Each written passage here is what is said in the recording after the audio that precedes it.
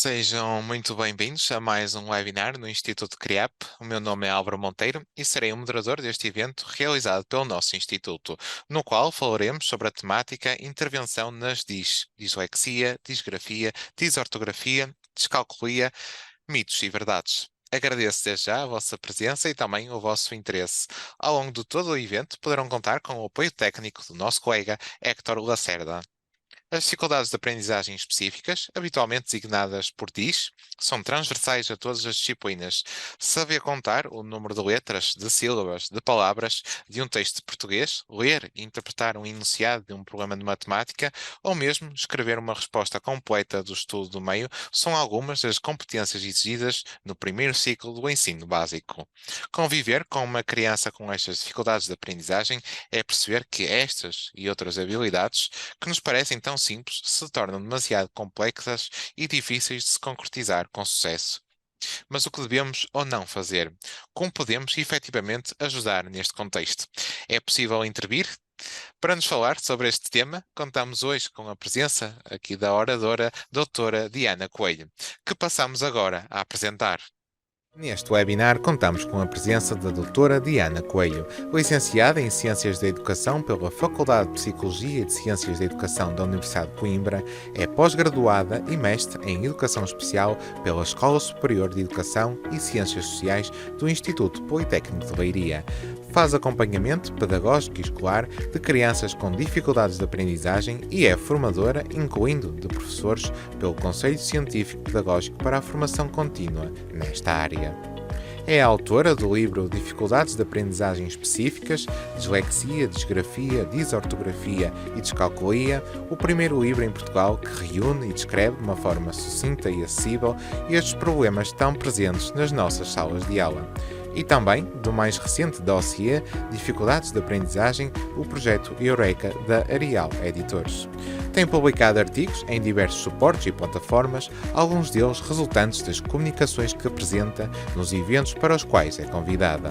A doutora Diana Coelho tem dedicado a sua vida ao apoio, intervenção e aplicação de projetos e atividades muito direcionados para as crianças com necessidades educativas especiais. No Instituto CRIAP é docente no curso em Intervenção nas Dificuldades de Aprendizagem Específicas. Seja muito bem-vinda, doutora Diana. Antes de mais, muito obrigado por ter aceito o convite aqui do Instituto CRIAP para este evento. Passo agora a palavra e poderemos dar início aqui à nossa apresentação. Obrigado. Ok, obrigada eu pelo convite. Boa tarde a todos e a todas. Vou começar aqui por partilhar a minha tela.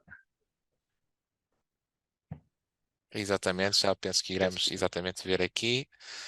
Exatamente. Está tudo Estamos ok? aqui a ver, exatamente. Ok. Ok. Então, bem-vindos e bem-vindas a este webinar. Espero não me alongar muito. O tema, como já disse o Dr. Álvaro, intervenção nas DIS, dislexia, disgrafia, disortografia, discalculia, mitos e verdades. Como é que eu preparei este webinar? Portanto, a ideia é fazermos... O que é que isto não está a passar? Sim. Dá, ok. Então, a ideia é fazermos um quiz, portanto, vão ser lançadas 12 questões, sob a forma de 12 afirmações. O objetivo é que cada um de vocês responda sim ou não, portanto, se concorda ou não concorda com aquela afirmação. Podem recorrer a um papel, uma caneta, um lápis, podem eventualmente pegar no telemóvel e ir apontando as vossas respostas. A ideia é apenas e só responderem sim ou não, se concordam ou se não concordam. Cada resposta certa no final corresponde a 10 pontos e espero que todos consigam atingir a pontuação máxima dos 120 pontos. Se não atingirem, se calhar temos que estudar um bocadinho mais sobre as DIS. Ok, então começando pela primeira afirmação. É possível diagnosticar a dislexia logo no ensino pré-escolar. Se concordam, colocam um sim. Se não concordam, colocam um não. Vou dar algum tempo de espera.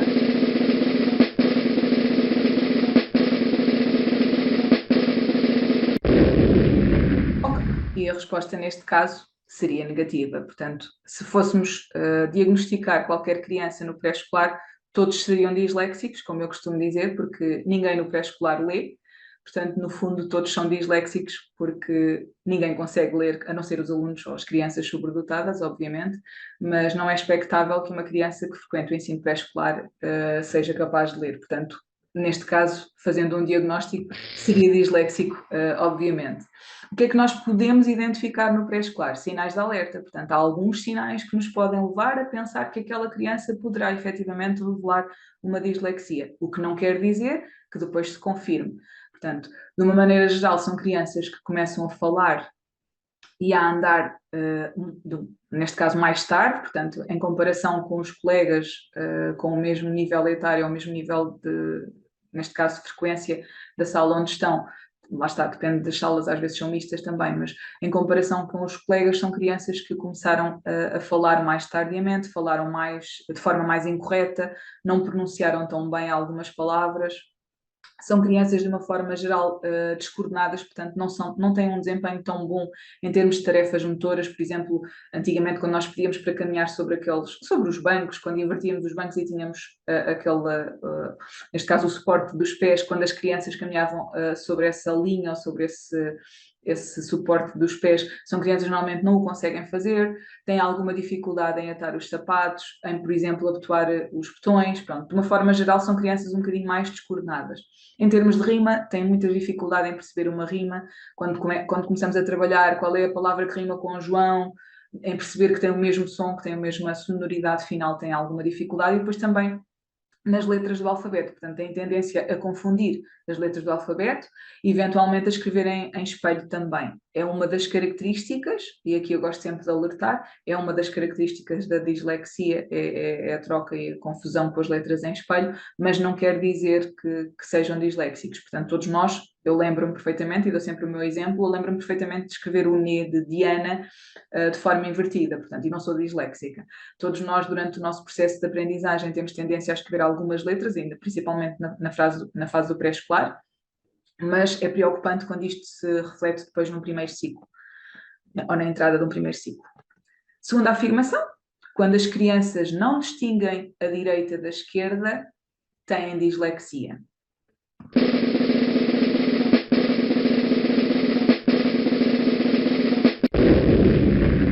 Este é mais um daqueles mitos e daquelas afirmações que mais ouvimos falar, principalmente na comunicação social ou entre os amigos. Eu não distingo a esquerda da direita, então sou disléxico. É mais um mito. Claro que existe, claro que é comum as crianças que têm dislexia terem algumas dificuldades ao nível da lateralidade e confundirem-se, mas também há muita gente que confunde a direita com a esquerda e não é disléxico. Lembro-me perfeitamente de uma amiga minha que me dizia, quando foi fazer o exame de condução, teve que fazer uma cruzinha no braço ou pôr o relógio, porque se o examinador a mandasse virar à esquerda, ela provavelmente ia virar para a direita, porque tem tendência a confundir-se. Portanto, este é mais um dos sinais da dislexia, mas não é o único sinal.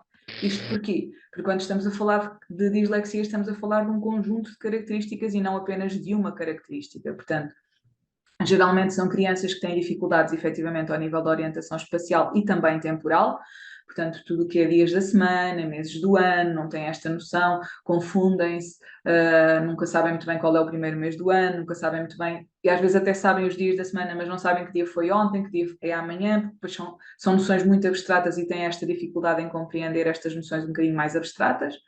São crianças também que geralmente designam um nome comum, mas objetos do senso comum com uma coisa. É aquela coisa que serve para pôr a água. É aquela coisa que a minha mãe usa para o cabelo. É aquela coisa que a minha mãe usa quando está a cozinhar. Portanto, o avental, a escova, tudo o que é nomes comuns e que algumas vezes têm tendência a confundir, e agora pegando aqui no inventar das palavras, ou seja, muitas das vezes há palavras também que eles inventam porque têm o mesmo início ou o mesmo fim. Pronto, é comum, por exemplo, o automóvel surgir autocarro, por exemplo, que tem o mesmo som inicial. Portanto, não só o facto de designarem a coisa, mas também às vezes designam por um nome, mas um nome que não corresponde efetivamente à realidade. Não só na expressão oral, mas também na leitura. Portanto, às vezes estão a ler. Normalmente as crianças com dislexia são crianças que têm alguns problemas ao nível da leitura, já me estou a antecipar para a próxima afirmação, mas efetivamente quando estão a ler, por muitas dificuldades que tenham, e às vezes soletram mesmo de forma muito lenta, o que acontece é que algumas palavras que eles estão a olhar para a sílaba final ou que estão a olhar para a sílaba inicial são inventadas e surgem, às vezes, vocábulos completamente diferentes do que está no texto, por exemplo. Ou seja, isto acontece não só a nível de expressão oral, mas também quando fazem a leitura de um texto, ou de uma frase, ou de um excerto. E depois, geralmente usam frases curtas e muito simples e com tendência a repetir as ideias. Portanto, são crianças que, se nós lhes perguntarmos, então diz lá como é que foi o teu dia, o que é que estiveste a fazer hoje? Então de manhã tive, então de manhã tive português, então de manhã tive português, portanto, parece que às vezes dá-nos vontade de ir lá dar assim um empurrãozinho, então vá, de manhã, o que é que não devemos fazer? Não devemos dizer, ok, tiveste português, depois tiveste matemática e depois foste para casa e correu tudo bem. Não. Ok, vamos situar. Tiveste português e depois de português. O que é que aconteceu? Para evitar que a criança esteja consequentemente a repetir a mesma frase ou a mesma palavra ou o mesmo texto ou os mesmos vocábulos que está a utilizar para se expressar. Próxima frase, já me fui adiantando um bocadinho. Uma leitura lenta. Leitura, deixem-me só fechar isto que eu estou aqui com a caixa de imagem à minha frente. Uma leitura lenta, ou seja, fluência leitora baixa, silabada, soletrada por vezes até a letra, e incompreensível, portanto que não se compreende, é uma das características principais da dislexia. Será que sim? Será que não?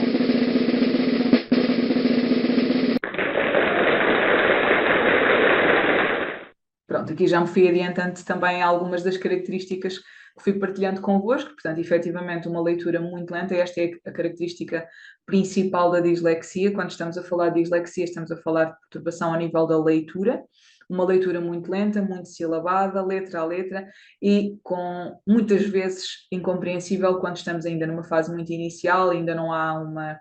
Porque uma das características também dos disléxicos é que eles têm muita capacidade visual, portanto, eles há uma certa altura em que já olham, por exemplo, estou-me a lembrar, agora porque estamos a falar do Instituto CRIAP, se calhar uma criança que todos os dias escreve na sala de aula a data Porto, vírgula, sei lá, 27 de março de 2024, provavelmente quando vê a palavra Porto ou a palavra porta, mais facilmente e mais rapidamente identifica. Então, muitas das vezes, esta leitura silabada e lenta pode nem sempre se refletir em todas as palavras.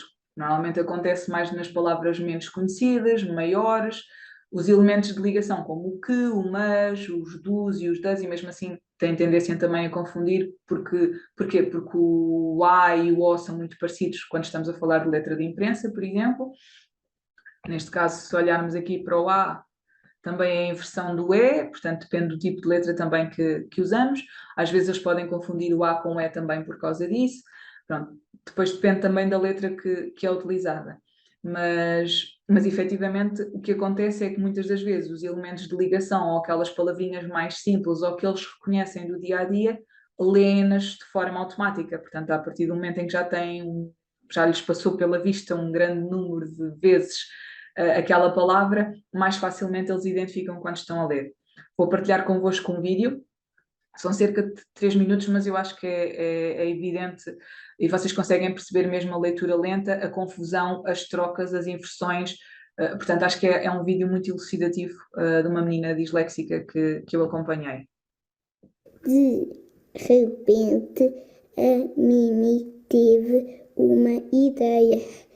Vestiu e Vestiu o casaco de lã. De lã é outra. É. O cachelo. O cachelo. Não, o cachecol E o gorro.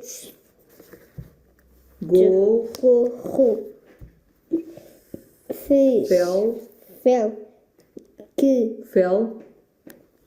o felpudo e o gorro felpudo calçou as luvas. Não, calçou as lutas, botas As botas e as luvas, e as lupas. a garrona,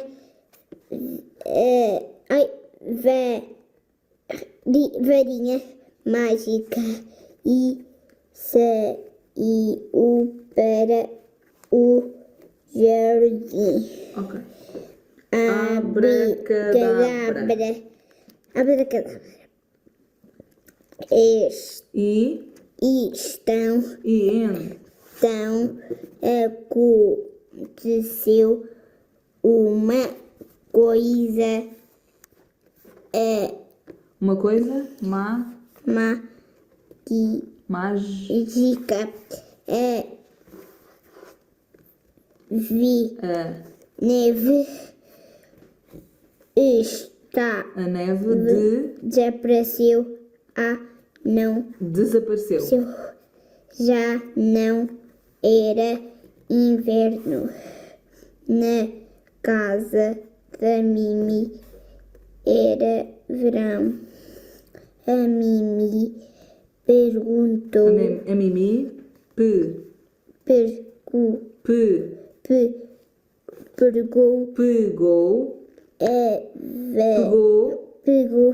na cadeira de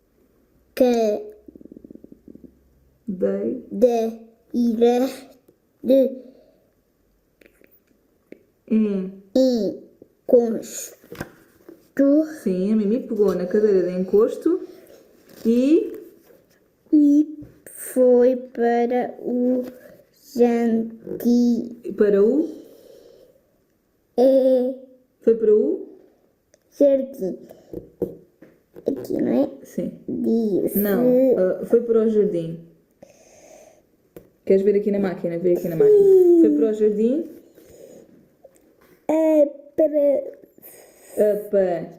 No Apanhar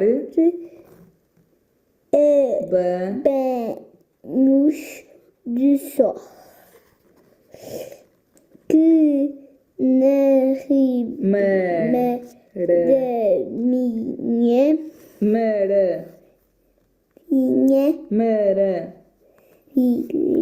Que maravilha!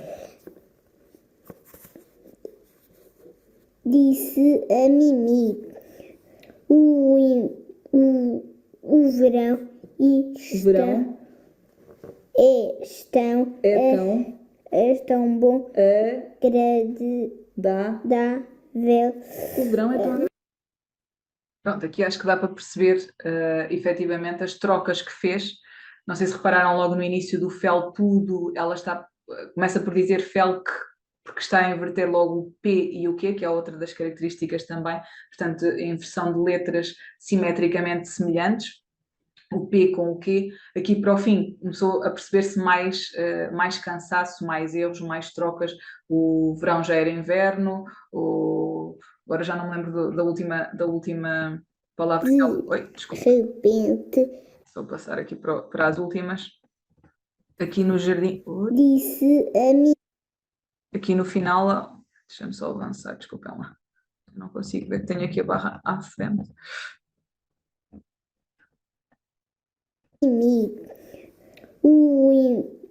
Lá está o inverno. E depois aqui no etão, ela a ler o estão, porque começou a juntar. Portanto, eu acho que é evidente, este vídeo é um vídeo que eu costumo partilhar muitas vezes, porque era uma menina que tinha uma dislexia mesmo muito, muito, muito grave, como deu para perceber. Nota-se, no caso desta menina e no caso dos disléxicos, de uma maneira geral, quanto maior é o texto, mais cansados eles estão para o final. Portanto, o que é que eu digo sempre enquanto dica, que eu acho que é importante vocês terem presente, que é nós não lermos por eles, mas ajudá-los a situarem-se. Por exemplo, aqui na palavra maravilha, não sei se repararam quando ela primeiro começou por dizer na, portanto, a troca do M com o N, e depois eu corrigi e disse ma, e ela diz mar, porque pensava que era dois R's, depois viu que era só um e fez mara. e depois ilha. E eu coloquei o meu dedo aqui para perceber que era maravilha, para ela ter noção que estava ali o V. Portanto, é importante nós irmos acompanhando sempre o texto. Repararam também que ela algumas vezes também se perdeu na linha e depois dizia-me, é aqui. Eu, sim, mas afinal percebi que ela não estava a apontar para ali, estava a apontar para este, porque ela tem tendência a apontar em cima. Normalmente eu aponto por baixo, eu achava que ela estava a apontar por baixo desta, mas afinal era para esta palavra. Esta é outra característica também deles, de se perderem na linha. Portanto, eu acho que este vídeo dá para perceber muito bem, de uma forma geral, as características de uma criança com dislexia. Vou avançar. Se eu quiser avançar. O computador está um bocadinho parado. Ok. Então vamos à quarta frase. Os livros com 100 páginas são ideais para um disléxico treinar a sua leitura porque lhes permite ler imensas palavras.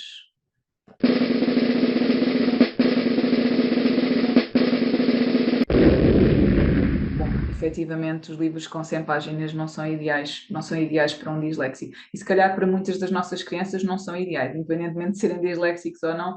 Às vezes os meninos quando veem, ai, tem tantas páginas, ai, tem tantas letras, ai, tem as letras tão pequeninas, já não quero ler. Portanto, não é de todo uma ferramenta adequada para quem quer trabalhar a dislexia ou quem quer intervir aqui com alguns alunos disléxicos. O que é importante, de uma maneira geral, existem muito mais áreas, mas isto para tentar concentrar aqui um maior número de informação para estes 50 minutos que nós temos. Exercícios de consciência fonológica. O que é isto da consciência fonológica? É a consciência que temos que todas as nossas frases são constituídas por palavras, todas as palavras são constituídas por sílabas e essas sílabas por letras, por grafemas, que correspondem a determinados fonemas. Portanto, ainda por cima a nossa língua portuguesa é um bocadinho traiçoeira, porque às vezes um grafema tem vários fonemas, ou o mesmo fonema pode corresponder a diferentes grafemas, mas no fundo é a consciência dos sons, é nós percebermos que todas as frases são constituídas por palavras, todas as palavras por sílabas, todas as sílabas por letras, e essas letras, se nós juntarmos de outra forma, formamos novas sílabas, novas palavras, novas frases, textos e por aí fora. Portanto, é a consciência dos sons, muito trabalhada também no pré-escolar, mas depois muito consolidada no primeiro ciclo do ensino básico. Portanto, a importância de nós termos consciência dos diferentes sons. Por exemplo, dou-vos um exemplo prático. A palavra lobo, se nós invertermos as sílabas, conseguimos a palavra bolo. Portanto, esta consciência, esta troca das letras, dos sons, de perceber, ou por exemplo, estou a lembrar nenhuma, mas às vezes palavras que nós mudamos, deixem-me ver, agora, chá, já, pronto, não é propriamente, é uma palavra simples, mas o chá normalmente é um som também muito confundido, o x com o g, o chá e o já vou, chá vou, por exemplo.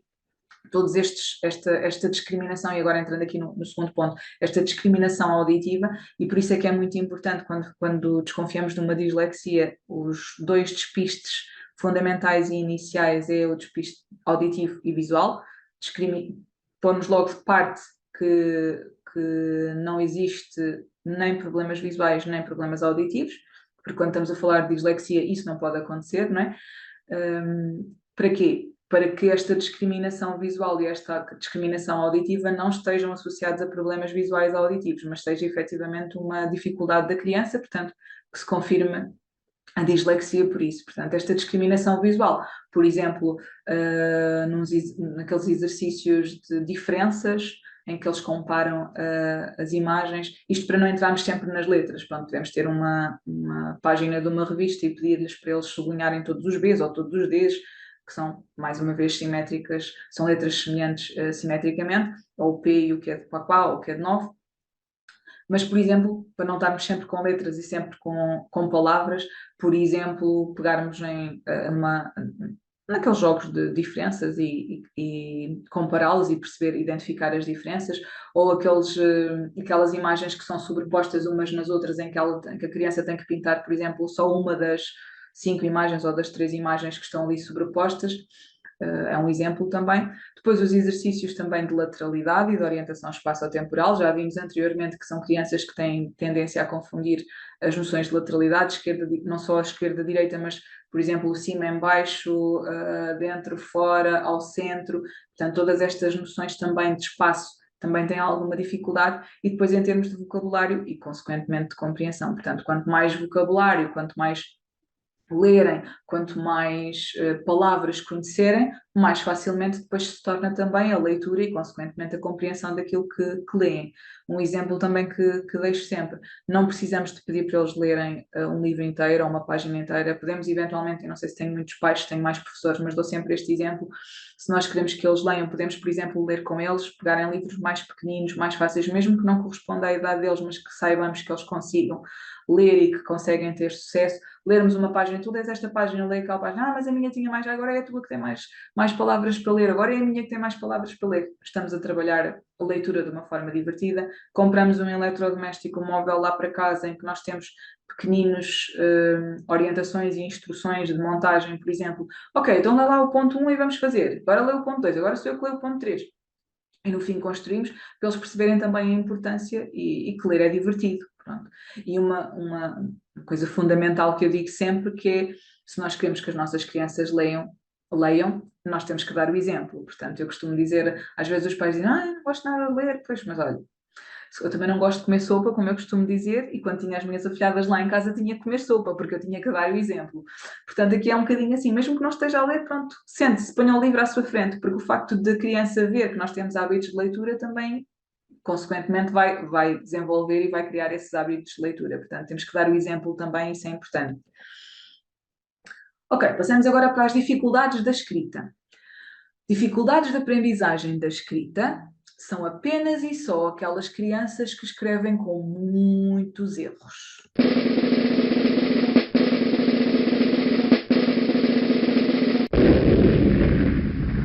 Efetivamente, não é verdade. Portanto, quando estamos a falar das dificuldades ou das perturbações específicas ao nível da escrita, podemos agrupá-las em duas. Neste caso, a disortografia, de desvio, orto, de correta grafia de escrita, portanto, tem a ver com a ortografia, são aquelas crianças que escrevem com muitos erros ortográficos, mas em termos de caligrafia podem ter uma caligrafia perfeitinha, as pintinhas do i muito redondinhas, uma caligrafia que respeita muito bem as margens, as linhas.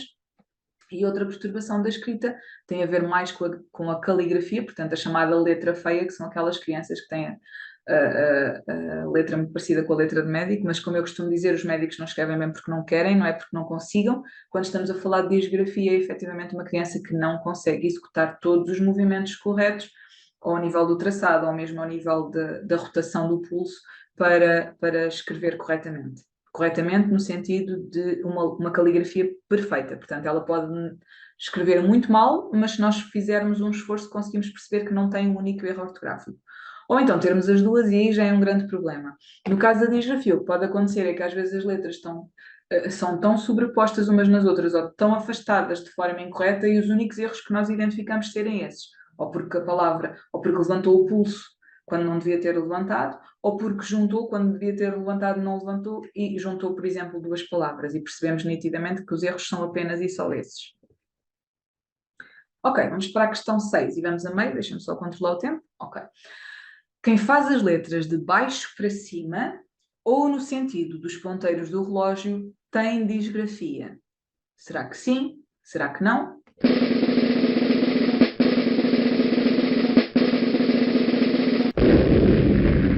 Efetivamente, e agora dou-vos alguns exemplos, crianças que eu acompanhei, mas que nenhum deles tem disgrafia, portanto vocês conseguem perceber neste caso aqui, esta menina ainda era no início penso que de um segundo ano, já não me recordo, mas penso que sim.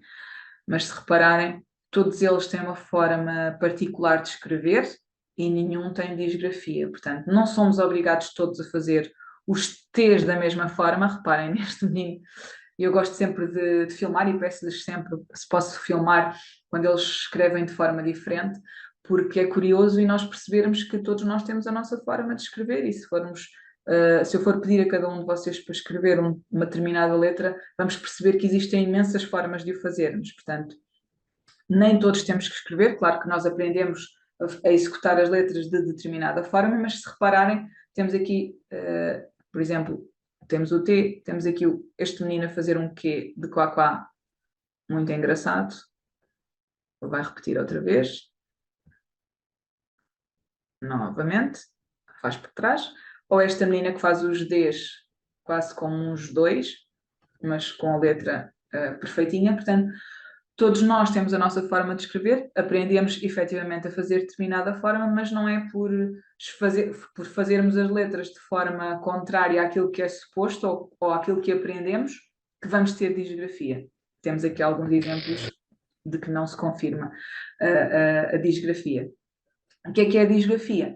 Acima de tudo, são letras irreconhecíveis, portanto, nós não conseguimos compreender aquilo que está, que a criança ou o adulto que nos quer escrever, portanto, podem surgir ou letras muito grandes ou letras muito pequeninas, pode existir a macrografia ou a micrografia, é comum tanto uma como outra. Um espaçamento irregular, portanto, lá está a tal situação que eu vos estava a dizer, que às vezes podem surgir palavras juntas ou palavras afastadas e esses são os únicos erros ortográficos que nós identificamos nos enunciados, não tem a ver com a ortografia, não troca, por exemplo, os pres, os bresos, ou quátero, pronto, não faz isso, é apenas e só com a junção ou com a separação das palavras de forma incorreta. O traçado, portanto, pode surgir demasiado vincado ou muito leve, e aqui, lá está, isto são características, existe um conjunto enorme de características para nós confirmarmos uma disgrafia. Mais uma vez eu dou um exemplo, eu toda a vida peguei na caneta desta forma, portanto pegava com este dedo e fazia pressão, e muitas das vezes tinha um calo neste dedo porque escrevia com muita força, mas foi a forma correta que eu encontrei para pegar um lápis. Portanto, o meu traçado sempre foi carregado, e isto para pegarmos também na questão do como é que nós pegamos o lápis, como é que devemos pegar o lápis. Portanto, o ideal é que peguemos em tríade, utilizemos os 3 dedos, já existem aquelas borrachinhas que nós podemos colocar nos lápis ou nas canetas para nos ajudar, mas não precisamos todos de escrever desta forma. Se me pedirem para escrever desta forma, eu não consigo escrever, a minha caligrafia não sai tão perfeitinha como sai desta forma. Portanto, não precisamos de obrigar todas as crianças a escrever da mesma forma. Claro que o ideal é que usemos a tríade, mas eu, mais uma vez, pego no exemplo de um menino, não tenho aqui nenhuma caneta para vos dar o exemplo, mas basicamente ele pegava com este dedo, portanto ele escrevia. E era uma criança que veio ter comigo terceiro, quarto ano, se eu já não me recordo, e ela escrevia, ele era um menino, escrevia efetivamente com um traçado perfeito, uma caligrafia bonita, portanto não fazia sentido eu estar a obrigá-lo a pegar na borrachinha, a fazer a tríade, quando ele, para ele, já tinha encontrado a posição correta. Demorava um bocadinho mais tempo, mas era a forma que ele encontrou e a forma confortável que ele escreve. Portanto, não temos que escrever todos da mesma forma. Claro que o ideal é, e aqui apelando um bocadinho mais ao pré-escolar, às professoras, às educadoras de infância, ou eventualmente às professoras do primeiro ano, máximo segundo ano, aí sim percebermos, ok, não está a correr bem, vamos ajudar, vamos procurar pastas, vamos utilizar o caderno de 2 linhas. Perguntam muitas vezes se deve ser usado ou não, se é uma boa ferramenta. Eu não tenho nada contra os cadernos de 2 linhas, foram úteis a muitas crianças anteriormente, e eu acho que é um exemplo de que pode ajudar estas crianças que têm disgrafia, não tenho nada contra. Efetivamente pode ajudar uma criança que tenha dificuldades, por exemplo, em respeitar as linhas. Um outro exemplo, isto porque é uma característica também destas crianças, portanto, não respeitarem as margens, as linhas, a folha, de uma maneira geral, é desorganizada. Normalmente têm tendência a escrever só de um lado da folha, às vezes só na parte frontal, às vezes, mesmo utilizando a parte frontal e o verso, têm tendência a escrever só mais do lado direito ou só mais do lado esquerdo, acabam por ser a folha um bocadinho desperdiçada, porque não têm estas noções de espaço, o que é ao centro, o que é à direita, o que é à esquerda, portanto, e depois são capazes de ultrapassar margens, e aí alerto sempre os encarregados de educação para é importante comprarem cadernos que tenham as margens vincadas, que a criança tenha noção das margens para que não as ultrapasse, evitarem os cadernos que não têm margens, ou se não quiserem, que dou sempre um exemplo também prático para docentes, quer de professores titulares de turma, quer de professores de ensino especial, muitas das vezes as crianças chegam até nós, e já me aconteceu também um exemplo prático, que escrevem de forma muito irregular. O que é que nós podemos fazer? Em vez de recorrermos logo aos cadernos de 2 linhas que têm já umas linhas muito pequeninas, muito fininhas, com uma espessura muito reduzida, podemos eventualmente criarmos nós no Word, fazer uma folha, criamos as linhas, vamos reduzindo essa espessura, à medida que a criança vai correspondendo e vai melhorando a sua caligrafia, podemos, claro que isto é um processo longo, não é? Não é numa sessão damos uma folha com esta espessura, a seguir damos-lhe a outra e a seguir, não, é um processo longo, portanto assim que a criança consegue executar as letras de forma correta e com uma caligrafia perceptível, por exemplo, com umas linhas desta dimensão, eu vou reduzindo até chegar à espessura de um caderno pautado, por exemplo. Próxima frase. Quem não escreve corretamente palavras como compreensão e interpretação ou inteligência é certamente desortográfico.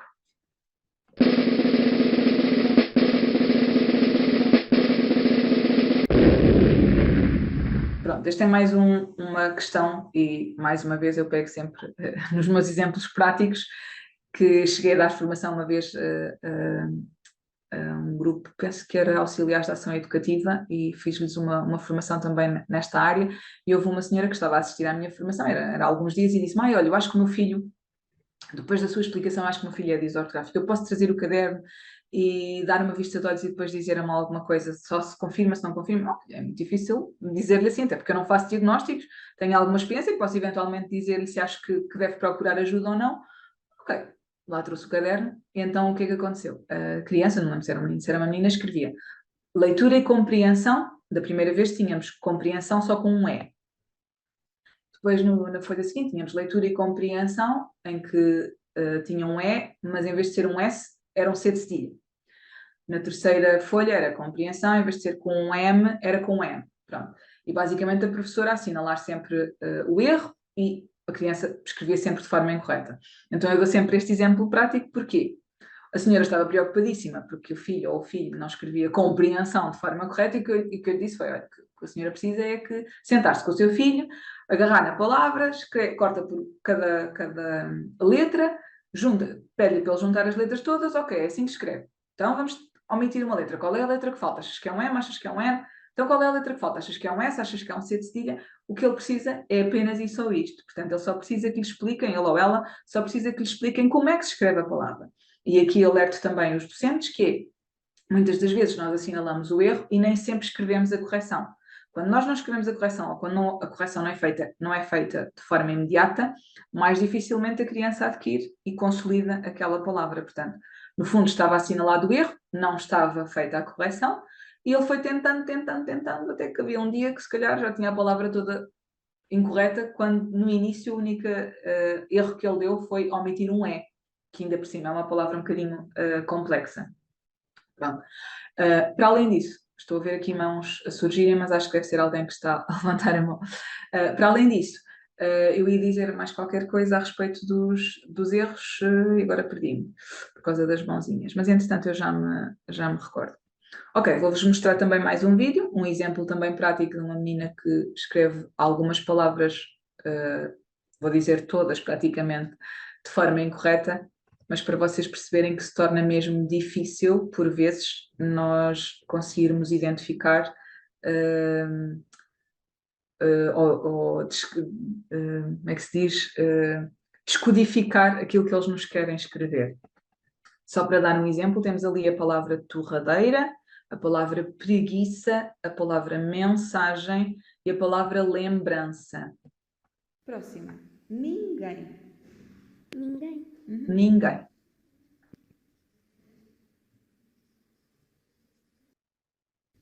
Ninguém. Próxima. Primeira.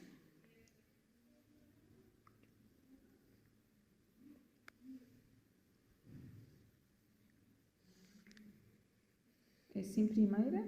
Sim. Se tivesse um E e um I em vez de um A e de um I, como é que se lia?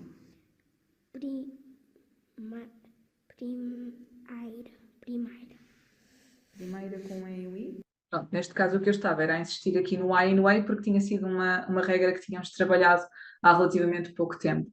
Neste caso é um erro também muito comum, os Ais com os Eis, principalmente porque quando nós dizemos ai ou ei, a boca abre da mesma forma, portanto, ai, ei, e eles às vezes vão pela abertura da boca. Eu costumo dizer que este erro, ou esta sílaba, tem muito a ver com o som e não tanto com o formato da boca. Portanto, temos que pensar no ai ou no ei.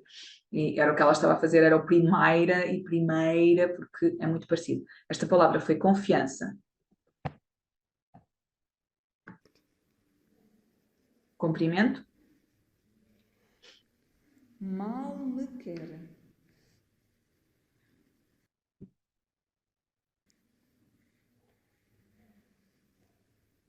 Encontro. Portanto, eu, no fundo, escolho sempre aqui um conjunto de palavras que me permita perceber mais do que um caso. Leitura. Cá está o ei, mais uma vez. Preguiça. Ah, já te disse, desculpa. Preguiça já te disse. Gelatina.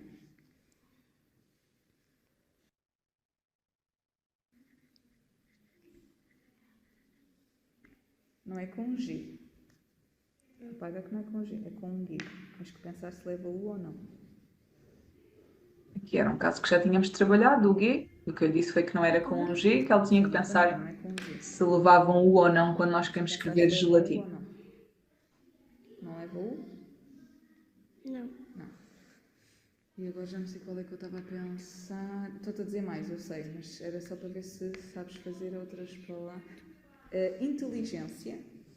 Ela estava a contar porque eu disse-lhe que ia editar apenas 10 palavras.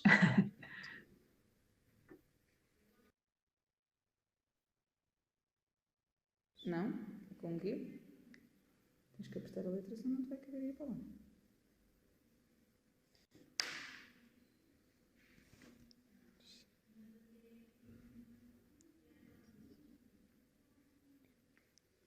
Inteligência e enquanto.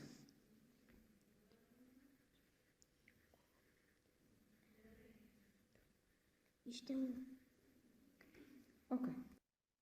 Pronto, e eu já me lembrei o que é que vos queria partilhar há pouco, que é os erros que são comuns ao nível da leitura numa dislexia são muito comuns ao nível da escrita numa disortografia. Portanto, disortografia, estamos a falar de perturbação ao nível da escrita, muitos erros ortográficos, dislexia ao nível da leitura. Muitas das vezes elas vêm associadas, mas não quer dizer que uma criança que tem dislexia tenha disortografia ou vice-versa.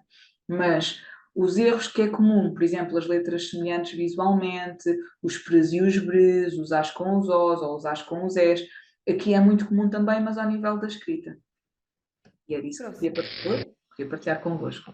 Portanto, as inversões, as adições, as omissões de palavras, de letras, de sílabas, as confusões, quer em termos de palavras, quer em termos de letras, orientação de sons, portanto, todas as trocas, mais uma vez a importância da consciência fonológica, todas as trocas que são comuns na leitura por um disléxico são comuns na escrita por um disortográfico.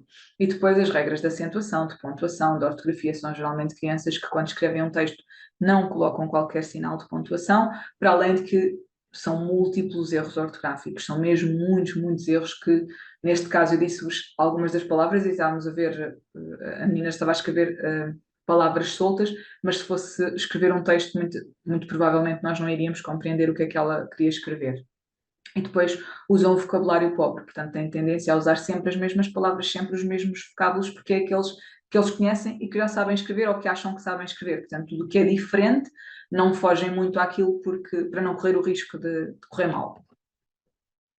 Outra frase.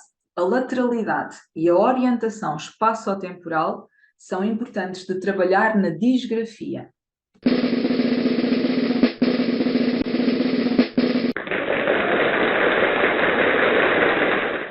Efetivamente são importantes de trabalhar na disgrafia, também já vimos que eram importantes de trabalhar na dislexia, mas na disgrafia, a perturbação que tem a ver com a caligrafia, com a letra bonita, são importantes de trabalhar, obviamente, áreas motoras, portanto, a motricidade fina, a coordenação oculomanual, portanto, o acompanhar com os olhos aquilo que estão a fazer com a mão. A tendência destas crianças, e não só, mas de uma maneira geral estão a escrever e olhar para o quadro, ou olhar para o vizinho, ou ver o que é que aconteceu, ou quem é que tem os atacadores fluorescentes, ou seja, acompanharem, serem capazes de seguir com a mão aquilo que estão a fazer, desculpem, com o olho aquilo que estão a fazer com a mão, Depois, em termos de orientação espacial, isto para quê? Para conseguirem respeitar e escrever da esquerda para a direita, respeitar a folha de cima para baixo.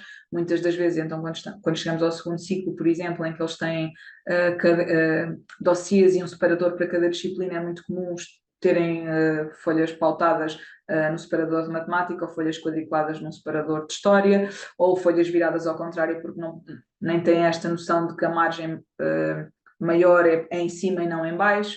Pronto, e depois o treino dos grafismos, claro, obviamente é muito importante também, isto sempre numa fase muito inicial, porque quanto mais cedo for diagnosticado, e aí tem a ver com todas as DIS, mais facilmente e mais rapidamente conseguimos intervir e melhores serão os resultados.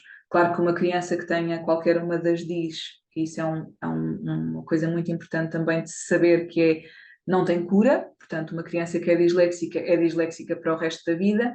No entanto, se lhes pudermos facultar as ferramentas, as dicas, os truques, as ajudas que os façam ter melhores desempenhos, por exemplo, uma criança pode ser submetida a uma avaliação oral, uma criança que escreve com alguns erros pode efetivamente não ter que escrever, evita o esforço de ter que escrever, evita o esforço ou a confrontação com as suas dificuldades, porque muitas das vezes eles até sabem fazer, e são alunos, qualquer um, quando diz, são alunos que têm um QI, um quociente de inteligência dentro da média ou mesmo acima dele, portanto não estamos a falar de déficit cognitivo, de crianças que tenham alguma perturbação em termos cognitivos, não, são crianças que têm um desempenho e uma inteligência na média ou mesmo acima dela, portanto, o facto de não conseguirem escrever corretamente, o facto de se confrontarem repetidas vezes com os erros que dão, também acaba por trazer problemas depois de autoestima, de socialização.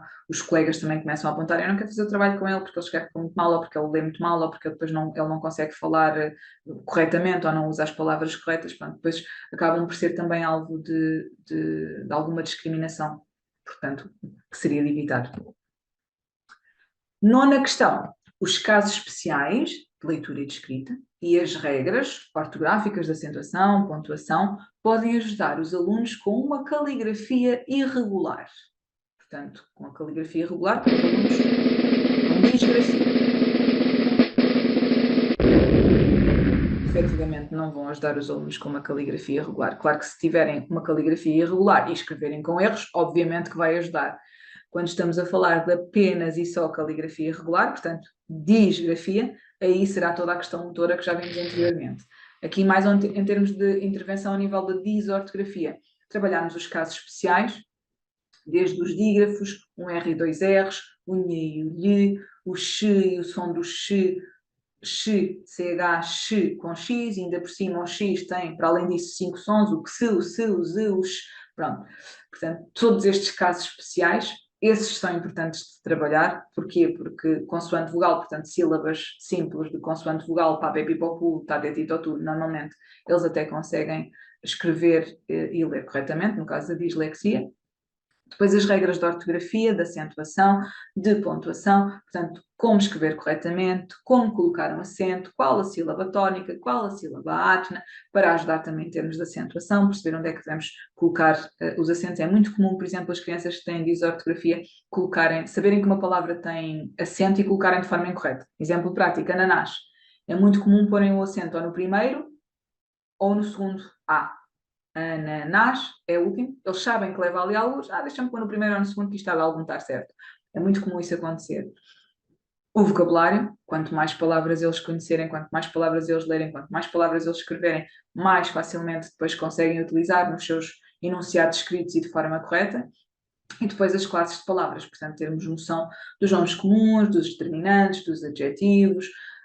Um exemplo também que eu costumo dar para trabalhar, e agora se calhar para os professores titulares de turma ou mesmo para os professores de educação especial, eu tenho umas bolinhas, aquelas bolas até, já comprei aquilo há uns anos, acho que aquilo até é bolas de brinquedos para os gatos, tem uns guizos e cada uma dessas bolinhas é de uma cor diferente, portanto tem uma amarela, uma cor rosa, uma verde, uma azul. Normalmente eu ponho num saco preto. Decidimos anteriormente, isto quando estamos a falar se calhar mais de um quarto ano ou eventualmente num segundo ciclo, quando estamos a trabalhar as classes de palavras, podemos fazê-lo mais cedo, se quiserem trabalhar, por exemplo, só nomes comuns e nomes coletivos, ou se quiserem trabalhar nomes e adjetivos, por exemplo, mas a ideia é inicialmente eu pego em cada uma daquelas bolas e definimos uma classe, portanto, se sair um azul vais dizer um nome, se sair um amarelo vamos dizer um adjetivo, se sair um vermelho vamos dizer um verbo, se sair um azul vamos dizer um pronome, pronto.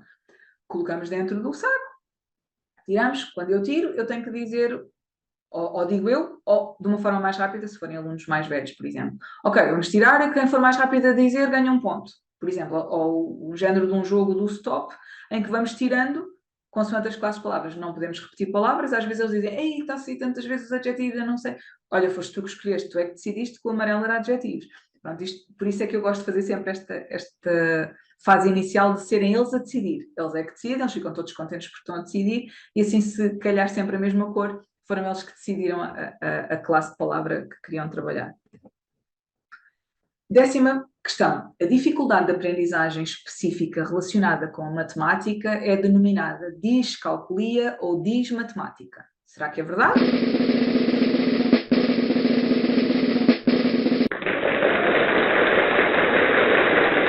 Bom, efetivamente já há muitos autores que designam a discalculia por dismatemática, portanto é cada vez mais comum nós vermos este conceito da dismatemática mais presente do que a discalculia. Porquê? Porque quando estamos a falar, e partindo da raiz etimológica da palavra dis, de desvio, calculia, de calcular, a tendência é dizer que a discalculia não tem só a ver com o cálculo, mas tem a ver com a matemática a nível geral. Portanto, já há alguns autores que designam a discalculia como dismatemática por esta explicação, que a discalculia não tem só a ver com cálculos, mas tem a ver com a matemática em geral. 11ª questão. Ter discalculia é apenas confundir ou trocar números e, consequentemente, não conseguir acertar no resultado de uma operação numérica.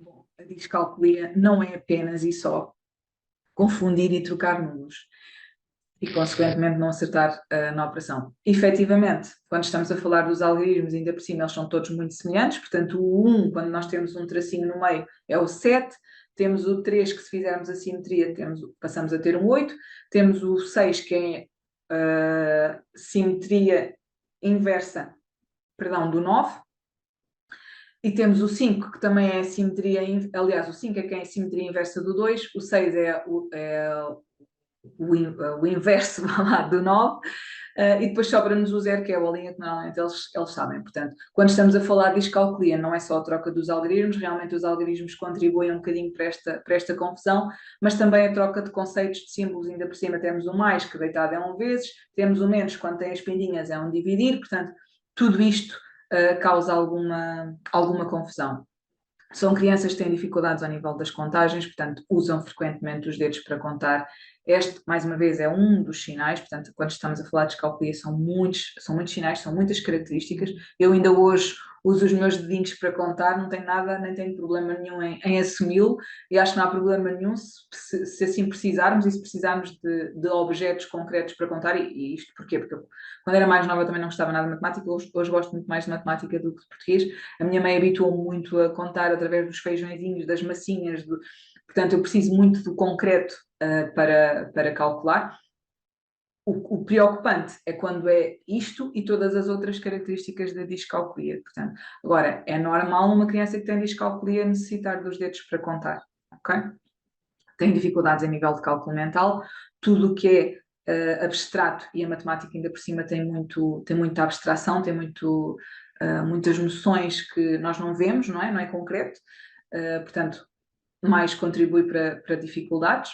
E depois as operações matemáticas, porque muitas das vezes com tendência para confundir os símbolos das operações, mas às vezes até a própria ordenação dos algarismos. Portanto, quando estão a fazer uma operação, perceberem que nós resolvemos da direita para a esquerda, perceber como é que devemos alinhar os algarismos, independentemente de terem vírgulas ou não. Às vezes têm 3 algarismos que querem subtrair por 2, às vezes põem o número com 2 algarismos por cima e o 3 por baixo, ou põem, por exemplo, 3 e depois põem o 2 nos primeiros, ou seja, mais à esquerda em vez de ser mais à direita quando estão a somar, por exemplo. E depois as unidades de medida.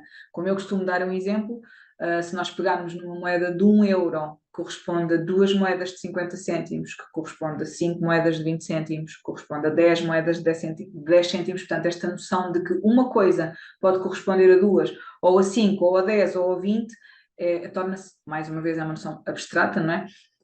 Pegando mais uma vez no exemplo das minhas afilhadas, e digo isso muitas vezes, que é quando elas chegavam ao pé de mim e diziam: eu estou tão chateada, eu tinha 50 moedas no meu milheiro e agora a minha mãe pôs lá uma nota de 20 euros.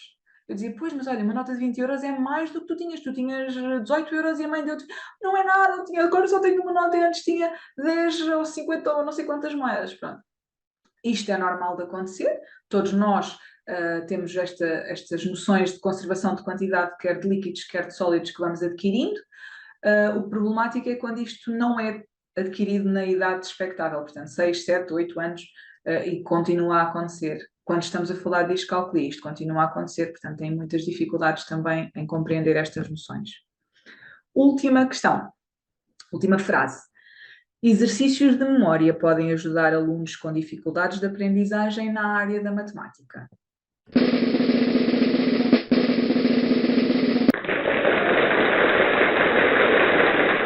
Efetivamente podem ajudar alunos com dificuldades na matemática, mas também alunos com dificuldades de uma maneira geral. Portanto, é importante trabalharmos a memória. No caso da discalculia especificamente, trabalharmos os números e as operações, não só os números, perceberem os algarismos individualmente, portanto, cada um dos algarismos, mas depois os números, porque muitas das vezes estes alunos são alunos que veem um 321 e podem ler um 231 ou um 123, porque para eles ter lá os algarismos, independentemente da posição que eles ocupam, é o mesmo valor. Portanto, mais uma vez, estas noções de quantidade, que também são importantes de trabalhar. As operações de somar, de subtrair, de multiplicar, a geometria e as medidas, o perceber a diferença entre, se eu tiver esta garrafa de água cheia, é o mesmo que se eu tiver, esta é de litro e meio, é o mesmo que se eu tiver 2 copos de 75, pronto, 75 mililitros. É a mesma coisa que eu ter 3 copos de 500 mililitros, pronto. Ou seja, esta conservação, perceber que é a mesma, quanto mais nós trabalharmos isto, porque não foi efetivamente adquirido, mais facilmente e melhores resultados depois terá a criança quando trabalhar estas questões. Depois as horas e o dinheiro, por aquilo que já dissemos, assim nas horas também acontece, portanto o ponteiro do 1 pode corresponder a 1 hora, pode corresponder às 13 horas, pode corresponder aos 5 minutos, pode corresponder aos 5 segundos, toda esta confusão também. E depois os exercícios de memória, claro, muito importantes, não só na discalculia, mas também de uma maneira geral com todas as DIs. E todos nós devemos treinar a nossa memória, cada vez mais recorremos ao telemóvel e aos lembretes e aos post-its colados por todo lado. Portanto, trabalhar a memória é muito importante também. E pronto, deixo-vos aqui as questões, as respostas e a respectiva correção. Vou-vos dar algum, portanto, no fundo, as únicas afirmações afirmativas ou que estariam corretas seria a 3, a 8, a 10 e a 12.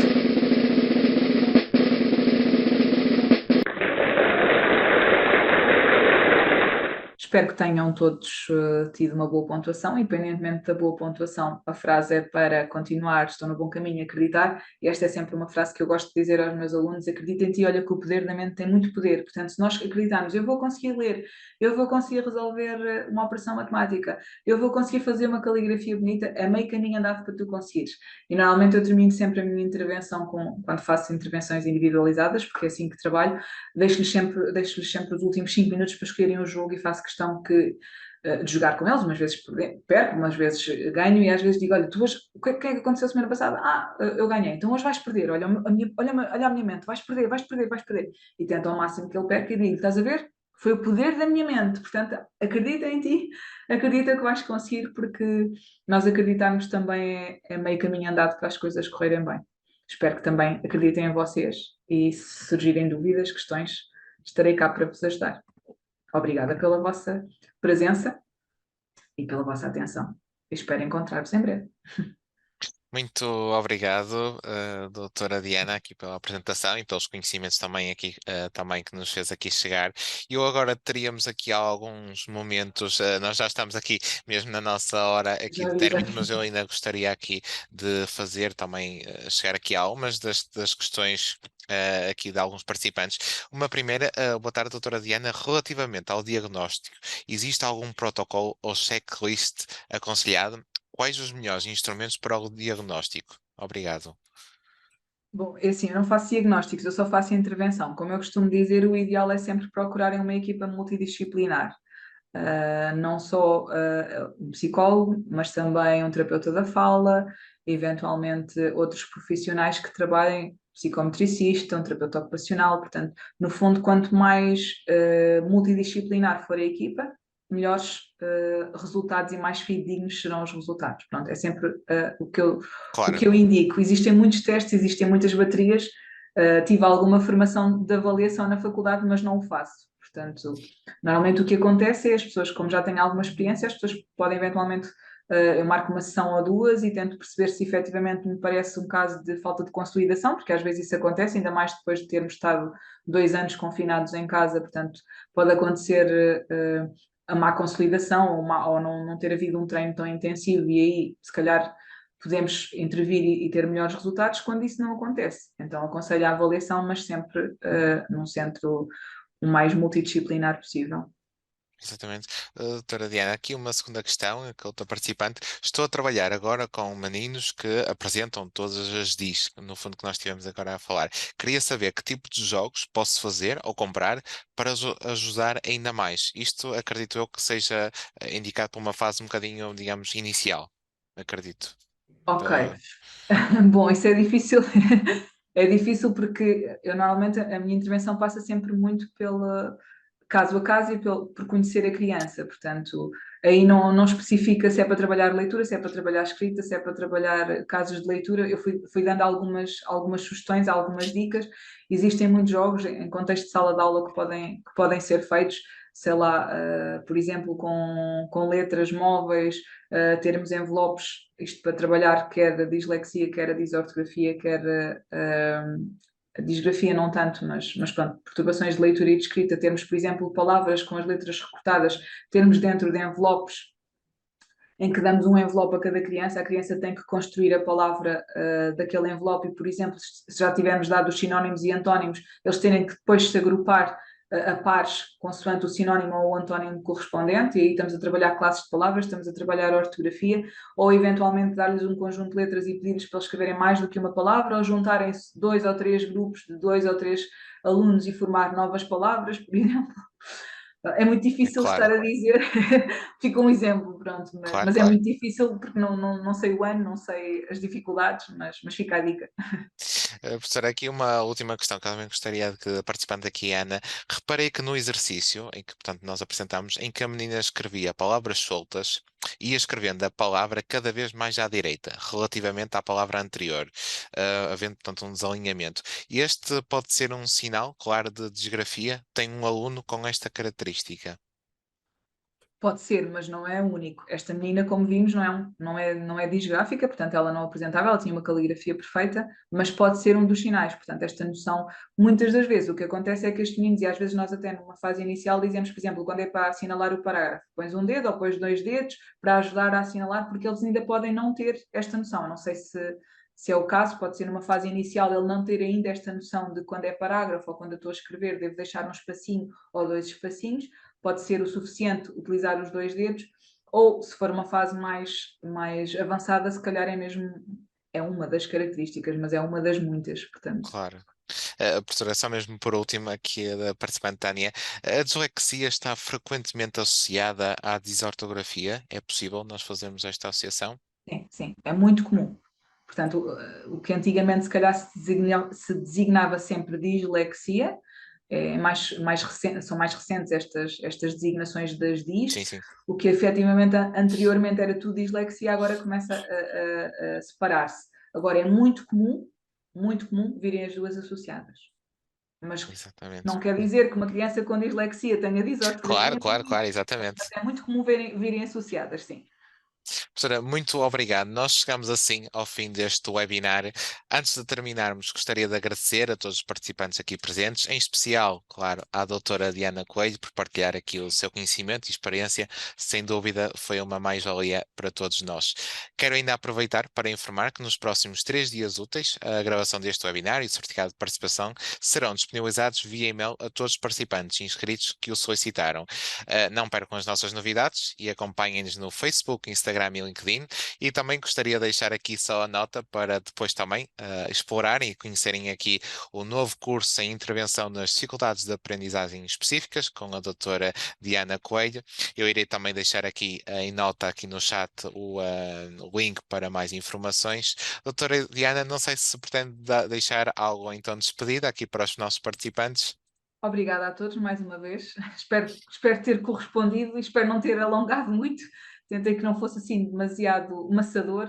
Espero que tenha sido pelo menos interessante. Foi sem dúvida aqui bastante interessante e também com bastantes detalhes aqui sobre a temática. Mais uma vez agradecemos a vossa participação e contamos convosco nos próximos webinars. Obrigado e até breve.